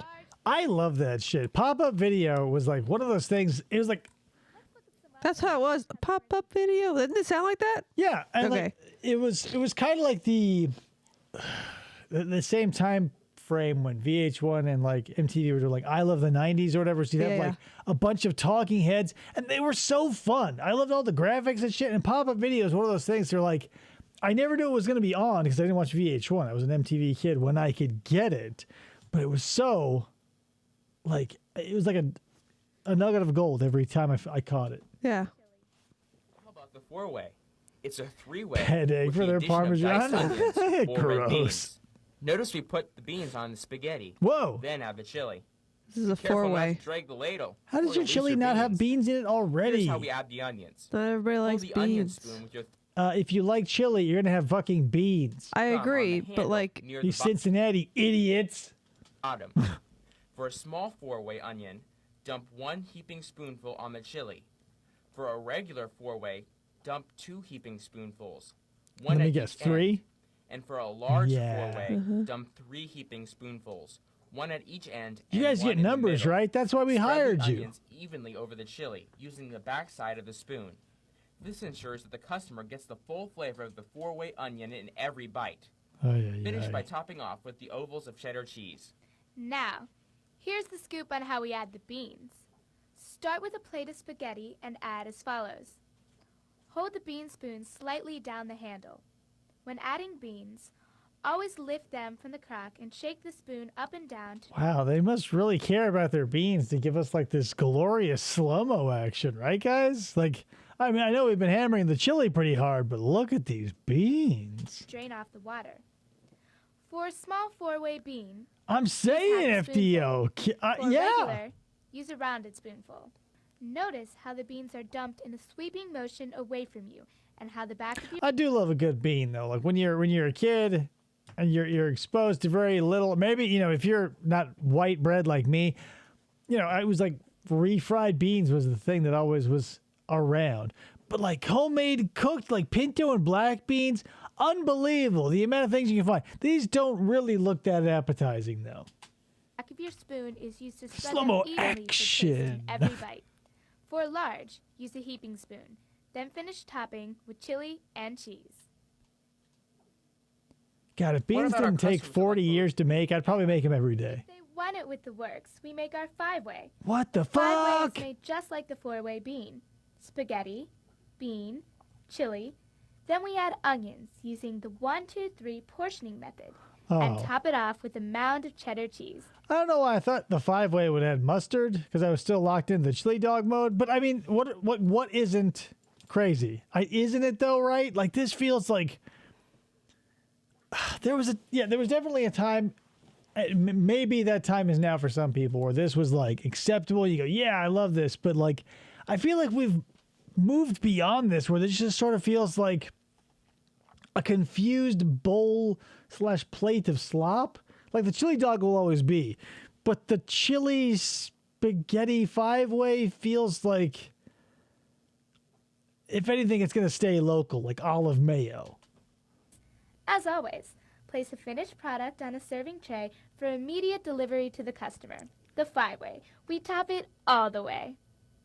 Let's see how much you learned. If you get an order for a 4-way, would you top it with A, bean, or No, B, I agree with you, FD. I don't believe Sonic would approve of these, and I've had my fair share of Sonic chili cheese conies. Even like Sonic out here has a more substantial chili, at least in sight alone. I can't taste this stuff. If you said onion, you were right. We always assume a 4-way is topped with onion We always unless the assume. server calls or the screen says bean. A small way contains what portion of a regular way? A, half the amount. B, 3/4 of the amount. The correct answer is A. If you meant the hedgehog, FDO, I apologize. If you're not familiar with Sonic drive-ins. Okay, yeah. Yeah, Sonic the Hedgehog also would not approve. I guarantee goddamn to you. A small way contains half the amount But still, what I said stands also, so we're both right. of each ingredient in a regular way. The 1, 2, 3 portioning method relates to A, how you put finished product on a tray. B, how you portion beans for small, regular, and large ways. C, I mean, not for nothing. I always looked forward to long, like when I was in the service industry, I hoped their training videos were long so I could spend that first day basically doing jack shit and watching VHS tapes. 1 heaping spoonful for a small. And again, I've said this before, but my favorite, like whatever, video training cassette experience was with PetSmart because they got there was a bunch of material for all like the different animals, but there's this fish market in Seattle, then there's this popular stand where all these people throw the fish around. They have a bunch of fun times all the time. And like it was a whole training video about them and how they have fun at work. And like it was a nice way to waste a few hours in a back room not being hassled by customers. Let's go on and take a look at some variations to our standard 3, 4, and 5 ways. You know, Angela, sometimes our customers want us to hold the cheese. For them, we serve up our chili and spaghetti dish. It's slightly heavier on the spaghetti so that it's filling. Tell us how to do it, Matt. Tell us, Start with a please. regular plate of spaghetti. When I was at Jiffy Portion a Lube bit getting heavier, my oil changed in my car, there was a chili. Yeah, Then there was a weird. new With a ladle of guy, our like recipe chili. literally, like And if the customer requests, in the waiting add room onions, behind a small wall, watching all the training videos on how to like change the oil in a car. Say, Matt, I wonder. I thought how you were our going to say that service he was runs so holding like many a special requests. At bowl of Skyline, spaghetti and we do eating it like whatever behind the takes to give window. the customers what they want. That'd be pretty funny. So quite simply, the answer is yes. What's the question? With that in mind, Can you tell us how to make a juicy? Yes, absolutely. Start with a plate of portioned spaghetti. Lift the ladle without stirring the chili. Then skim the top until you get a full ladle of mostly juice. Next, outline the spaghetti around the edge of the plate, using about 3/4 of the ladle. Use what's left over to cover the remaining noodles. Place on a liner and finish topping. The juicy way, more of the tasty juices. Looks like this dish. I'll take my spaghetti the juicy way. That's how I order everything. I go everywhere. I say, if you got a juicy way, I'll take it that way. If you don't, make a juicy way, because I'll take it. Should always be served with a bib. What about customers who love the great taste of our chili, but they want it dry? With less of the juices? They would ask for it dry, of course. This is how you make the dry way. Prepare the You line the plate with napkins. product as usual, up to and including the chili. Use one of the following procedures to drain the juices. Place the plate at an angle in a chili bowl. While the juices drain, continue making other products. The fact that you can recognize that people want less of the juice means there's too much juice already. Right. People who like sloppy sandwiches and shit are fucking monsters. Like, I get a French dip where you have control over the liquid and you're dunking it yourself, but there are some like sandwiches in like Jersey or wherever on the East Coast, those little sandwich shops where like they'll make you a sandwich and then like pretend like they're drowning it like an ex-wife they hate under a vat of au jus with their bare hands for 8 minutes, and after it's totally fallen apart, they'll flop that ploppy mess onto a tray and be like, there's your sandwich. Right. Those people are fucking animals. Or poke the product several times with a fork so that the juices drain to the bottom of the plate. Then get those use the juices fork back to into the lift crock. spaghetti at one end and tilt the plate so that the juices drain back into the crock. Make sure you take your time to drain thoroughly, just the way the customer wants it. After the juices have drained, use the fork to move the product back in place. Hey, who wiped the bottom of that dish? Right. We're leaving so much to the imagination. I never thought I would say that during this training video. If you use the bowl method for draining, lift the plate and shift ingredients back into place. Pour the juices immediately back into the chili crock and place the bowl in a bus tub. Finish topping as requested. Some folks just can't get enough of our great tasting chili. For them, extra chili is the way to go. So how do you add extra chili What if I want extra dry but somewhat wet? to any of our whey products? To add extra chili, we first prepare it the same way as a dry, Then we put more, draining off the juices. Oh, God. Then, no matter which size we're making, we add 4 more ounces of chili and place the product on a liner. Finish topping, and off it goes. Matt, did your mom ever talk to you about putting the cart before the horse? Yeah, that's when you do last things first. Well then, you should be able to explain the inverted. An inverted way is simply putting the cheese before the chili. Watch as Angela makes a 3-way and a 5-way inverted.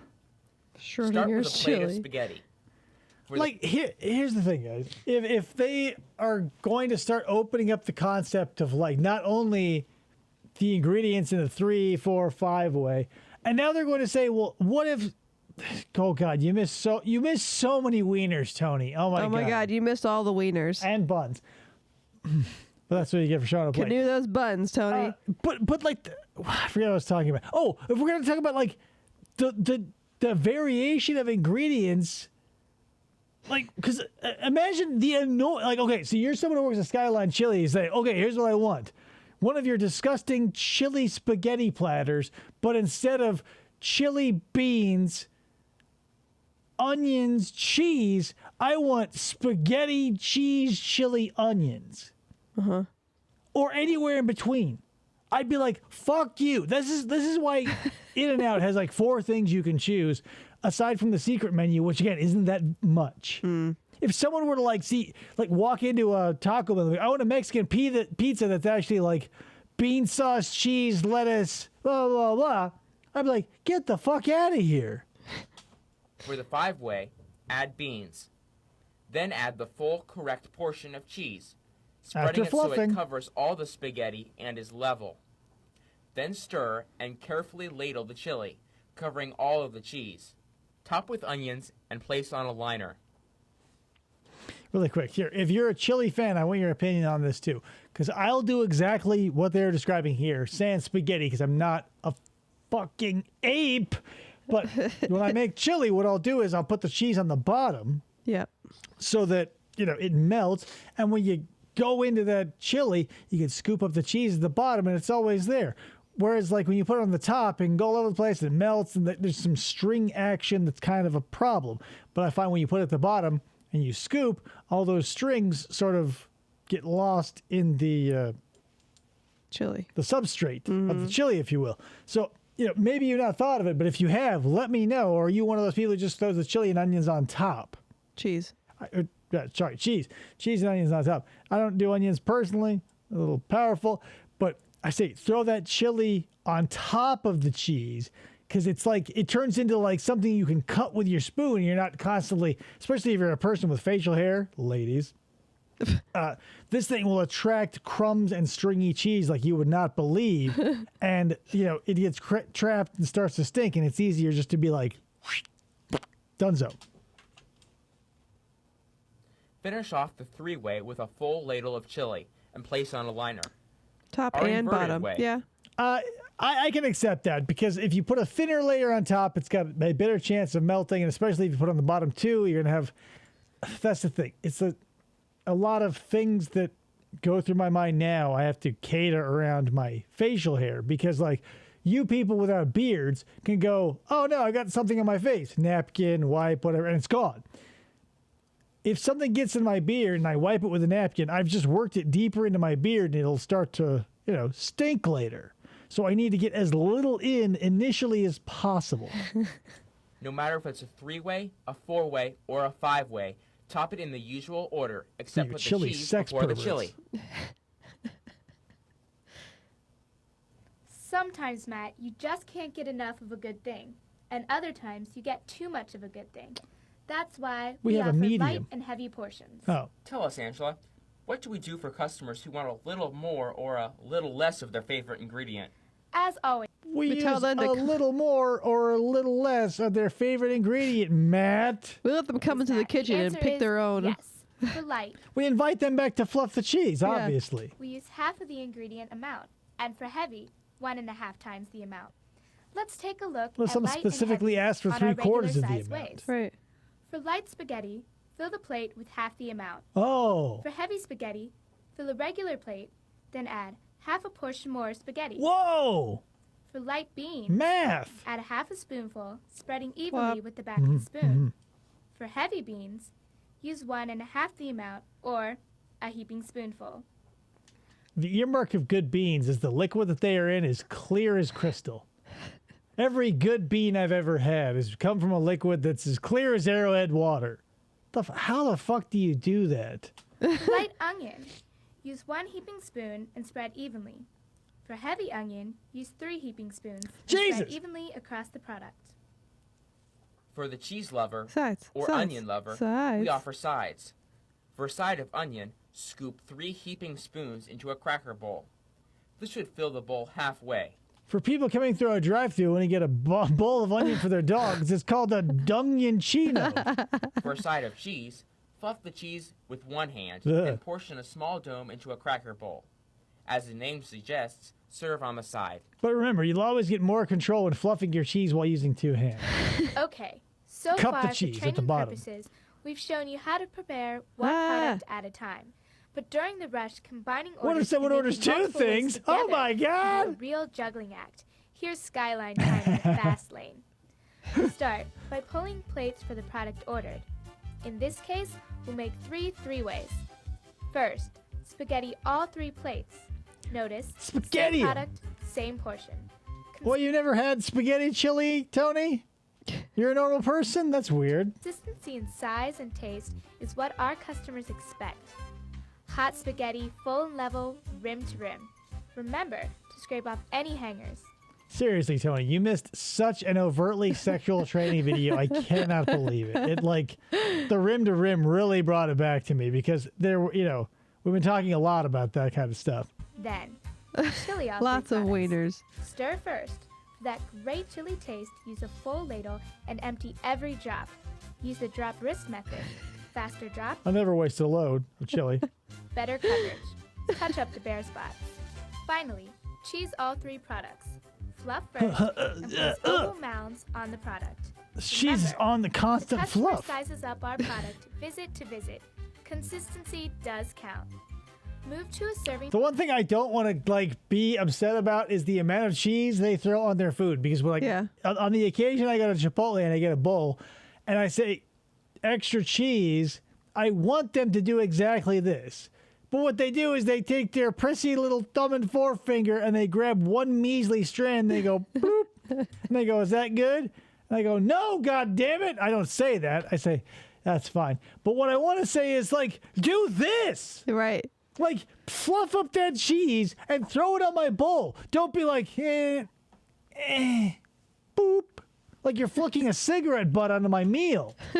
Serving tray for immediate delivery. Hot, fast, delicious. The Skyline way. A lot of our customers are on the run. They pick up food to eat in their cars, at the office, or back at home. I mean, you guys know what to-go means, show them how we drive through package it and for the stuff like folks on that, the right? go. Ways for to-go orders are made as chili spaghettis or chili spaghetti bean. Since cheese and onions are packed separately I'm spaghettful. for the guest to add later, we'll take a look at a small and regular chili spaghetti and a large chili spaghetti bean, all packaged to go. For a small chili spaghetti, fill a half-pint container. Chili spaghetti with mozzarella. My great-great-great-great-grandmother was Italian, so I can say these things. 3/4 full of spaghetti. I went to Italy once.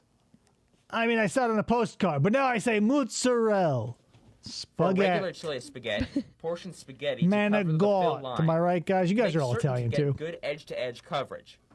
Scrape off any hanging spaghetti. using Scrape back off the of fork. hangers.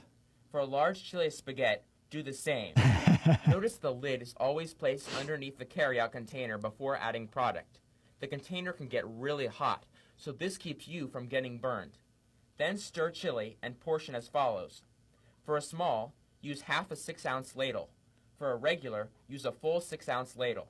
And for a large chili spaghetti bean, portion a heaping spoonful of beans onto the spaghetti and spread evenly. Then use a full 8-ounce ladle. There are some tastes that go together, right? Like Tex-Mex or like anything in the Southwest sort of goes together because everything here was once Mexico, so the flavors all sort of blend. When people start getting fucking crazy with their fusions and like spaghetti and chili and beans, or like when you see like a Thai Mexican or like, you know, everybody wants to shoot for the stars because they go, what if this is the next big thing? Typically, the reason why it's not is because someone's already tried it. You're not the first one to try anything. So, like, again, the olive mayo, or like every place will have like a local dish that is literally disgusting to the rest of the country. So I cannot discount that here. But the fact that I've never heard of beans and chili on spaghetti makes me think that everybody who does enjoy it is a bit of a weirdo. Use the drop wrist method, covering all the spaghetti. Notice the finished product You mean fills the spaghetti. container to the rim. But we'll forgive Now it. cover, matching the tabs and then beginning at one end. Snap tightly, working your way around the container. Take the finished product immediately to the drive-thru Throw it at or their face. carryout for final packaging. So, do you think you're ready for the steam table? How long should you wait before you make something and give it to someone? Not very long. I'd imagine it's fast food. Peanut butter on a burger. Discuss. So I've seen that done. I've not tried it yet. I'm not against it because there are things that will just, you won't think they will, but they will come along and they'll knock your dick in the dirt. Yeah. I was at a farmer's market once, and this food truck that was painted to look like an old, World War II fighter jet with like the big shark mouth or whatever. They were selling fried chicken on a biscuit slathered in apple butter and cheddar cheese. This is back when I was eating trash, so I didn't mind throwing one of those down my gullet. And I thought, did I just waste $8 on something that's going to be utterly disgusting? Because I loved apple butter, and I love fried chicken, and biscuits are great. But you go, what the fuck? And I know I just railed about sweet and savory earlier, but this hits the mark. Never had anything like it since. It's super regional, says Tony about the spaghetti chili beans. I bet it is. Use a full I've had for weirdos. I've had chili with beans and sriracha on spaghetti before. I've had a lot of leftovers. I had a lot of leftovers. It tasted just fine. Well, I'm not saying it would taste bad because like spaghetti brings nothing to the table other than just like cheap filler. So you're going to, live or die on the chili and whatever else you throw on there. It just feels like my go-to is always the teriyaki bowl because I lived for the joy of the teriyaki and the steak and the broccoli up top, but then really hated the experience of the next 3/4 of that bowl that was just white rice, hopefully with a little bit of teriyaki sauce to make it palatable. Yeah. And if you're not, I just like, I don't know, man. I get why it has to be the way it is. And, eventually you learn to take as much rice with as much meat so you don't feel as ripped off after the fact. But it still feels like, we could all go to the store and see how much rice and pasta and shit like that costs because it's grains, it's cheap, and it's also subsidized by basically every government, making it even cheaper. So it always chapped my ass a little bit to pay double digits worth of money for something to have it be double digits in cents worth of raw product. Yeah. So, like, I'm against the idea of spaghetti as a concept as a whole because it's just a delivery method of sauce because spaghetti brings nothing but physical material to hold sauce. That's all there is to it. Once the product is finished, it should be placed immediately onto a serving I think I would tray. try peanut butter Then, on a burger. A. Set I aside think that'd be until good. the server can get to it. B. Served immediately to the customer by any available server. Or I'm thinking C, you probably have to throw it on like while it's cooking to get maybe a little bit of a char or like to season it up a little bit because I feel like if you're gonna do like a smash burger style necessarily sort of thing where like smash it on a grill but then put like one of those steel bowls over it with the peanut butter on top to get all the smoke and everything sort of infiltrated into that peanut butter, I think you would have something there. Sure. Because peanuts are savory, not necessarily sweet, so I can see them really going together. Yeah. Went to a Chinese or Japanese steakhouse. It's my birthday, People ask you online, what's your birthday? You know what it takes to make good food. But what would really make it Skyline time is your personal pride and caring enough to make a difference with every customer. We want every customer to hope that when they die, there'll be a skyline behind them or behind the pearly gates waiting for them. Imagine their disappointment. Have fun. And in the next few shifts, with the help of your training coach, you'll come a long way toward becoming a production pro on the steam table.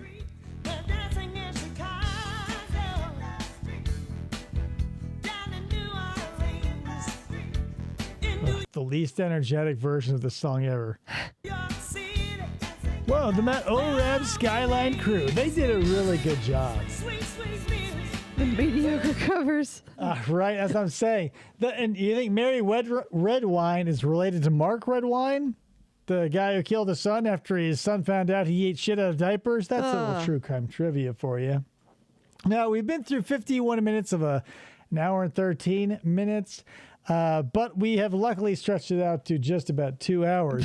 So I feel like that's probably enough spaghetti and chili because what else and wieners. And that's the thing. It's been so long since I've seen a wiener. I can barely remember what they even look like. We spent so much time on the spaghetti, and it was like in the middle of 9 minutes of like a fucking Skyline spaghetti and chili commercial. I miss the wieners is what I'm getting at, people. But that's all I got for you. So, if you want to go and find out more wiener information on your own, please go check out Just Training videos because they have a plethora, a wealth of this sort of material. They got a lot of wieners. Got a lot of wieners. But without me yelling over it, how are you going to enjoy it? I mean, be real with yourselves. Anyway, that's all I got for you this week, guys. Back on the mend, about 80%. Hopefully, I'll be back to 100% soon. Get back into our regular swing of things. But that's it again. So we'll probably go back to commercials because we've been hitting the training videos hard, and I feel like the 90s are getting short shrift because I haven't seen like a cyan triangle in what feels like a dog's age. And I feel like we should get back to that some point. I haven't seen a car that looks like an egg and I don't know how long, right? Where's that Ford Taurus from 1993?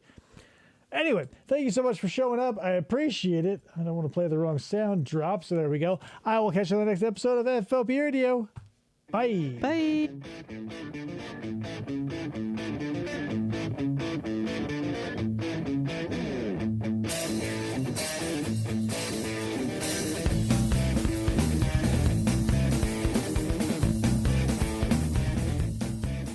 Or they try to